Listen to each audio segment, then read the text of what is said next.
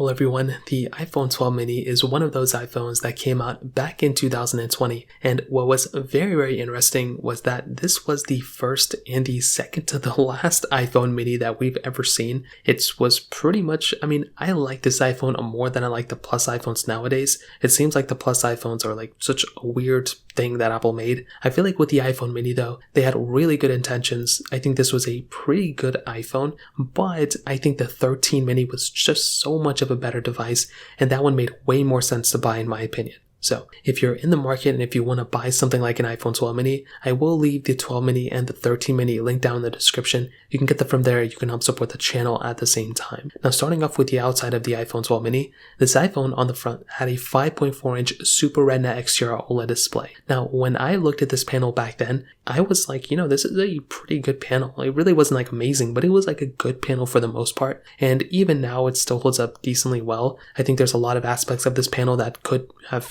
been a little bit better. I would have loved to have seen even 120 Hz on the iPhone 12 Pro. We still don't have it on the base iPhone 14s, but even on a 60 Hz panel like on the iPhone 12 mini, it still feels fairly smooth. It still feels fairly fast, and there's really not too much to complain about. Now, one funny thing that just always kind of stood out to me was the fact that this iPhone did have that Face ID. It was the same exact, looked like the same exact, width and length of the standard Face ID on the other iPhones. So there seemed to be a little bit more of like a standing out feature of the notch being there, but it really wasn't a big deal either. Just kind of one of those things that just kind of stood out to me. Now, you do have the Lightning port at the bottom, which still, works and is perfectly fine. And on the back, you do have the standard glass back. Now, personally, I like having glass backs. I think they hold up very well in this day and age, but I still think if you have phones like the next generation, like the iPhone, the 12 Pro, the 13 Pro, the 14 Pros with those frosted glass backs, I like those backs a lot more, but I still think it's totally fine if you have a back like this. Totally okay for the most part. Now, you do have this dual camera setup on the top left as well. You have the MagSafe capability on this phone.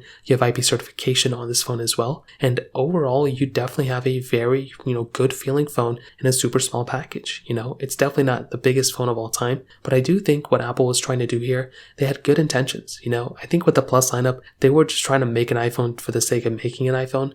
I think when they made this iPhone, they actually had a lot of good intentions because a lot of people wanted a smaller iPhone, but also there weren't too many crazy great small phones at this time. So I totally see what Apple was doing, and I think it was a very, very good choice what they did here, but unfortunately it didn't really last too long. The 13 mini is now still being sold, but the 12 mini is no longer being sold by Apple. It was officially discontinued last year in terms of being sold brand new. So in terms of that kind of covers it up on the outside. In terms of the cameras though, we do have that dual camera setup like I mentioned before. So you have that 12 megapixel wide angle lens, and you also have a 12 megapixel ultra wide camera as well. On the front, you have another 12 megapixel wide angle lens. And overall, as I've mentioned before, it is still a fairly good camera. I think with the iPhone 12s, these iPhones had good cameras, but the iPhone 13s actually did improve the quality quite a bit from a few camera tests that I've done. And I've compared this camera to pretty much all of the iPhone cameras after this one, and this one still holds up very well. There's really not a crazy amount to complain about. I feel like with this type of camera,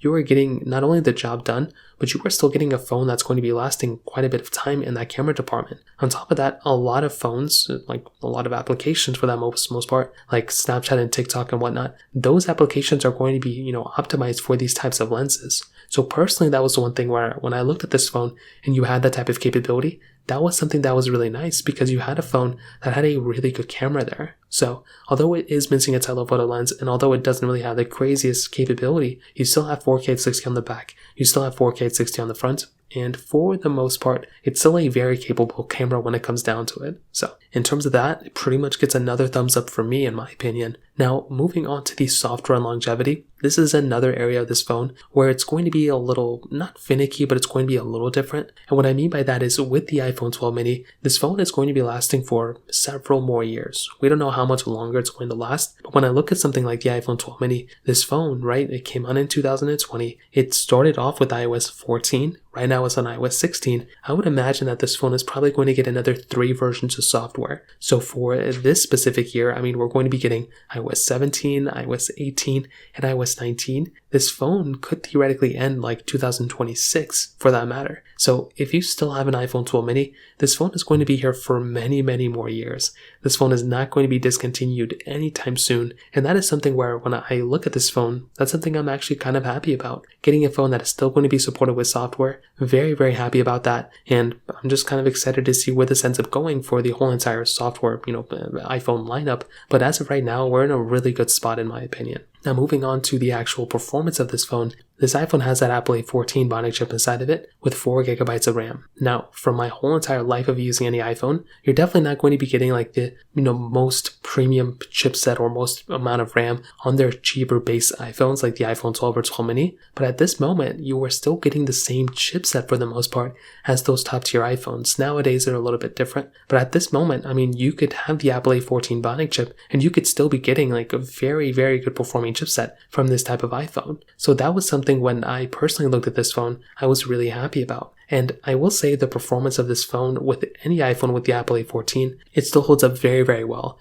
If you're going through and if you're actually playing any games for the most part, first of all, for basic, tasks like, Snapchat and applications like texting and phone calling people, whatever, it's going to be perfectly fine. This phone is going to be able to handle it. But even if you're going up a notch and if you're actually playing games like Genshin Impact that I love playing, or PUBG or Call of Duty Mobile or whatever other game for that matter, you are going to be getting a very, very good performing phone from that standpoint as well. And with a smaller display, even though it's still high resolution, you could end up getting a little bit of a faster phone because of its smaller display. Obviously that's not really one-to-one, but it still is a very good performing phone, and I think it's still probably one of its biggest assets. Now, obviously, if you're wanting to go ahead and get a faster phone, go and buy the iPhone 14 or whatever, but this is still a pretty good phone in the performance segment, and I think it's one of those things where when I look at this phone, I'm still pretty happy about it for the most part. So overall, it gets a thumbs up for me still in the performance segment, but one of the worst areas of this phone probably is the battery life. This phone has a 2227 mAh battery inside of it, and this is definitely not the best battery life I've ever seen, and it's probably one of those things where when I look at this phone, it's probably one of those things that Apple could have probably easily have fixed at that moment and probably have given us a better performing,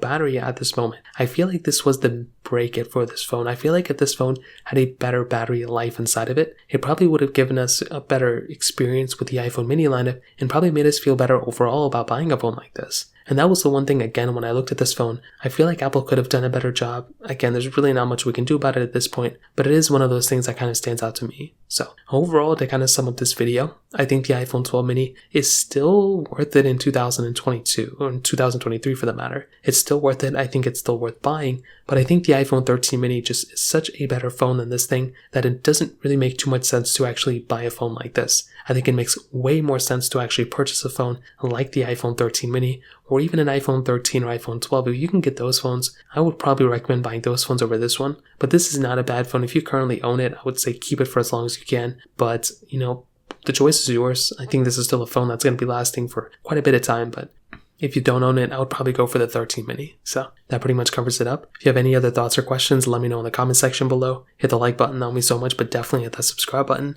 More importantly than everything else, I love every single one of you guys. Hopefully I'll catch you guys in the next video. Peace out till then.